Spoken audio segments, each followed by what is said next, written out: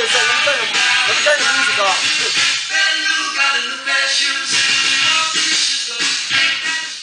All right. Whoa. Man.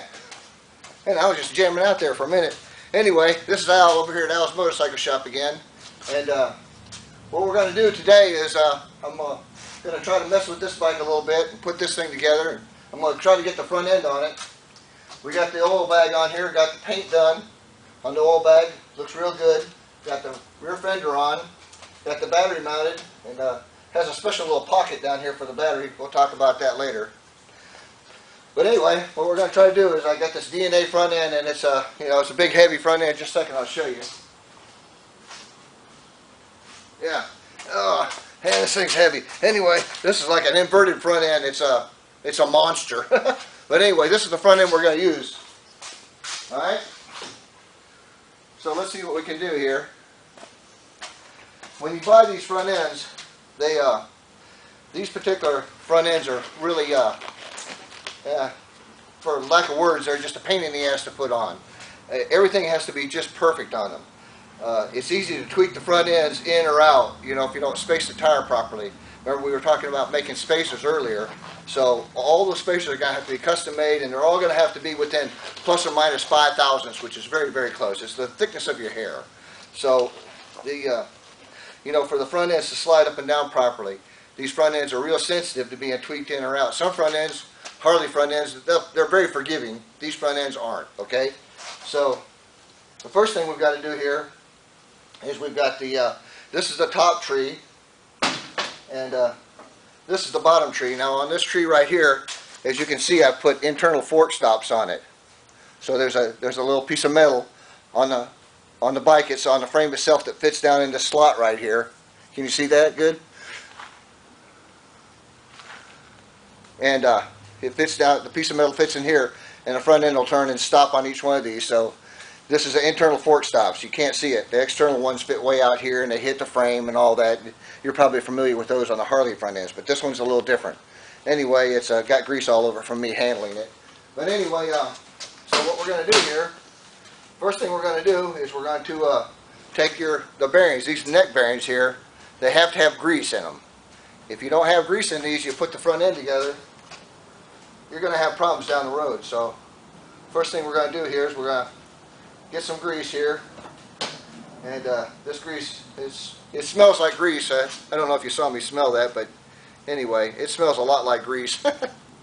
So anyway, we got some good grease on that one, and we'll take the top one here, and we'll get some grease on it too. Okay, and once we got these things good and greased, they'll be ready for installation. So it's not anything technical to putting grease in a bearing. You just want to get it in all the good cracks and corners, and you want to work it in real well, because it could be there for several years. You never can tell. This part of the motorcycle doesn't have a lot of maintenance. People don't do a lot of maintenance to these things, so you want to make sure you got it good and greasy. Okay, so there, we got that greased out. And let's move that out of the way. Alright, now we're ready to go. Now, as I said, when you purchase these front ends, they come with a variety of spacers already made. You don't have to make your own spacers.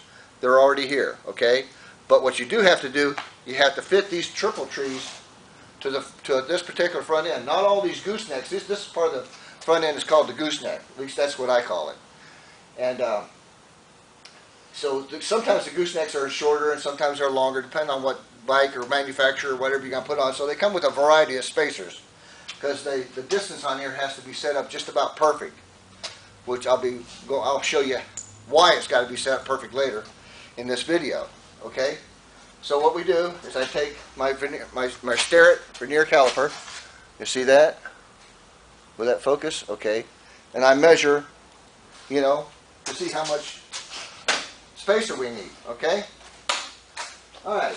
And to do that, we have to test fit. We have to put it together, see if it works. And if it doesn't, then we take it apart, we make a measurement, and we just keep going back and forth till we get the proper thrust and the proper distance of this front end.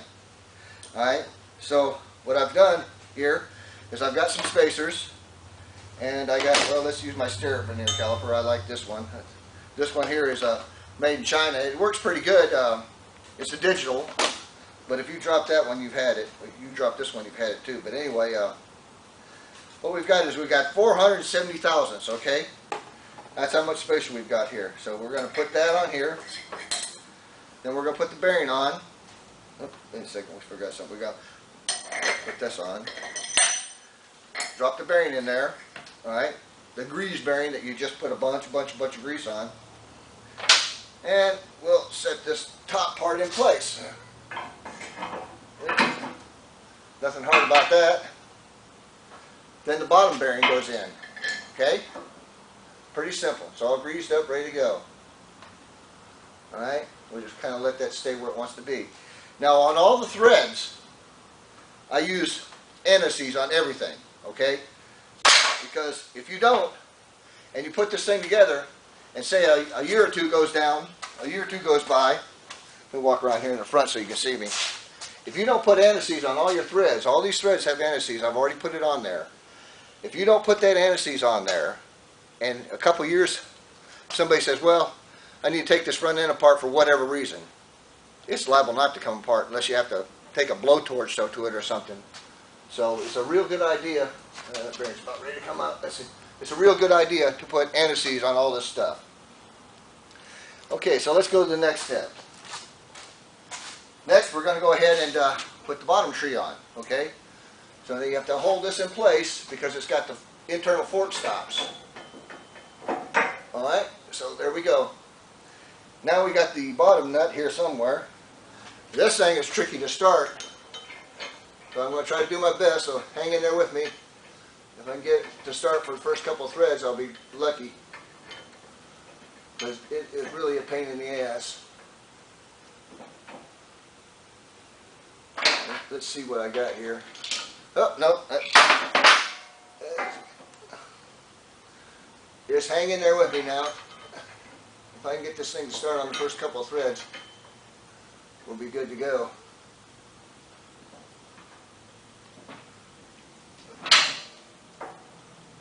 Oh boy.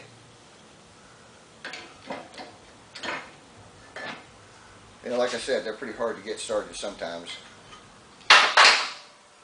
We'll try again. Alright. These nuts are really not the easiest to go.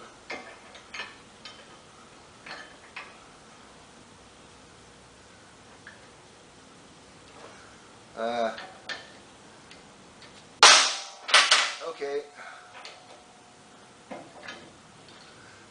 Alright, we're going to have to take a short break here because I'm going to have to fight with this thing for a couple minutes to get it started.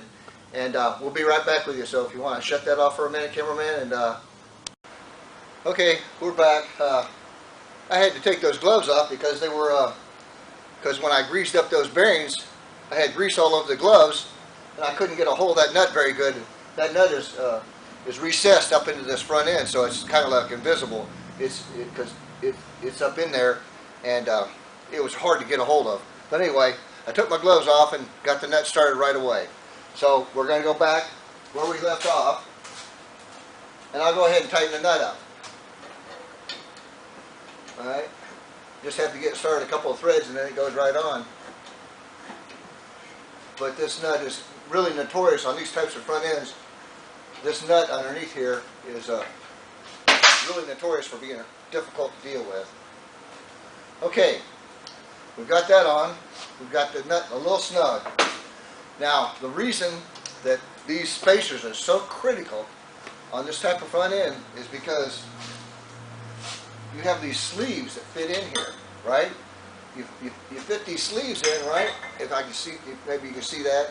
And then the front end slides up through here, all right? So, what we've got here is, hopefully, if I've done this correctly, these sleeves should fit, and they don't for some reason.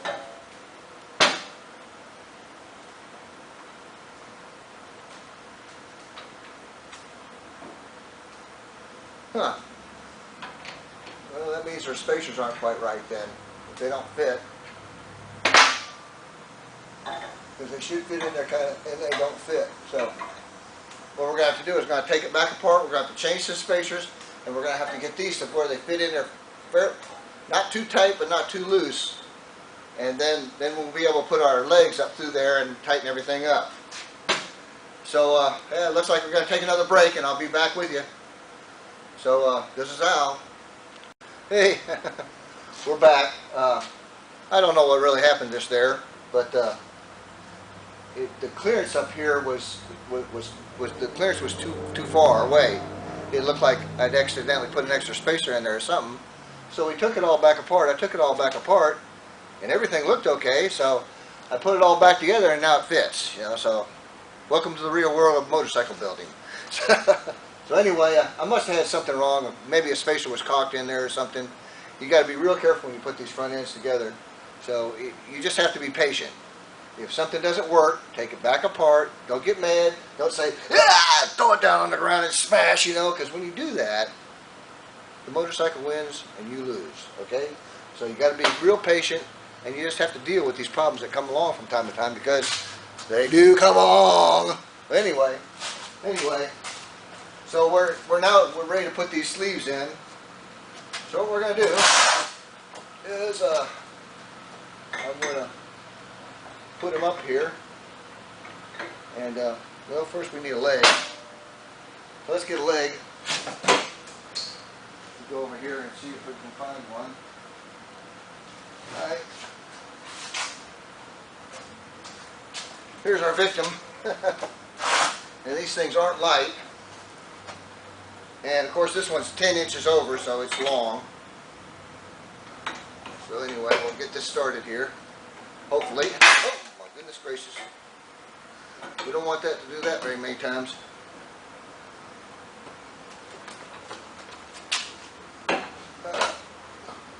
Yeah, did I tell you it's heavy? Okay. We're probably going to have to stop the film again here, just a second. And move the bike back a little bit because it's hitting everything up here. So let's stop the film again, and we're going to move the bike back. Alright? Okay, I'm back again. As you can see, we positioned the bike back a little bit. We also raised it up. Like I said before, these forks are 10 inches over. This is going to be a whopper chopper here. So it was kind of, you know, the angle of the dangle wasn't quite right. The angle of the dangle. Okay. Alright. The dangle of the angle, or the angle of the dangle, depending on which way you look at it, whether you look at it from the right or the left. If you look at it from the right, it could be dangle from the angle. If you look at it from the left, it could be angle from the dangle, or wrangle from the dangle, or whatever. Anyway, I muscled it in there, and we're ready to go. Again. Woohoo! Alright. So now what we got to do is we got to move this up, this leg up, and we got to put this sleeve in here. So we'll try to position that a little bit there. And voila, it's moving. Woohoo! I'm so lucky.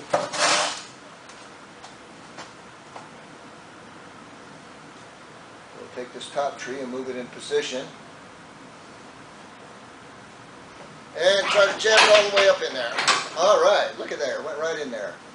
Okay, hopefully this won't fall out while I'm talking to you. The way these front ends are made, as you can see, it's fitted up there now. It's all fitted. I am from Alabama, so I can say fitted, okay, or fit. That's a fit with a did, right? Well, anyway, it's fitted it in. It's fitted in place, and what it takes is these special bolts here. As you can see, it's got a taper. It's got an Allen head on one side. Hopefully that camera is self-focusing on all this. And this holds this tube in place so it won't fall out, like if you pop a wheelie or something, you know, trying to show off, you know, everybody's looking, all the guys, you want to show them how much power you got in your motor, you know, so you pop a wheelie and your front end doesn't fall off. We don't want that to happen.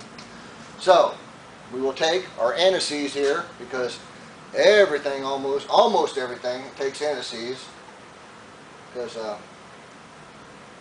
you know, if you don't put anti-seize on it, there's going to be a mechanic somewhere down the line that is going to really cuss you. And I hope it's not me. But anyway, if I have to take it apart, I'll be glad. If somebody else has to take it apart, they'll be glad too. Anyway, so we're going to put this in place now. And it will go behind here. It will go up in here. And we'll get a wrench and we'll tighten that. And hang on right there. Don't move. I want to show you on this other leg how this works. Alright? Let me hold this monster front end in place. Okay. You can see that there's a groove on top of this. I don't know if you can see that very well or not. Can you see it? Okay. There's a groove on top of this, and this bolt fits in like this. And see that taper fits in there. And you tighten it down, and that's what stops this front end from going up or down, okay? Once this is in place and tightened down, it fits right in this groove right here. Did I use that finger? I didn't mean to use that finger. Sorry. Anyway, I'll use this finger. And anyway, that fits in there just like that, as you can see. And now that holds it in place. It's they engineered it pretty good. And the DNA company, I like their springers. These front ends, people really like them a lot. I hate them because they're so heavy and hard to put together. But anyway, that's as you can see, we've pretty much well got it running downhill now. It's just a matter of putting this other one on and tightening everything up, and then the front end will be on. So we're going to dog it off here, and then next time we'll come back and I'll show you that battery box that I built that we're putting in this bike. And you might like it, you might not, I don't know. But I think it's pretty cool. Anyway, for now, this is Al, over and out. Woohoo! Camera.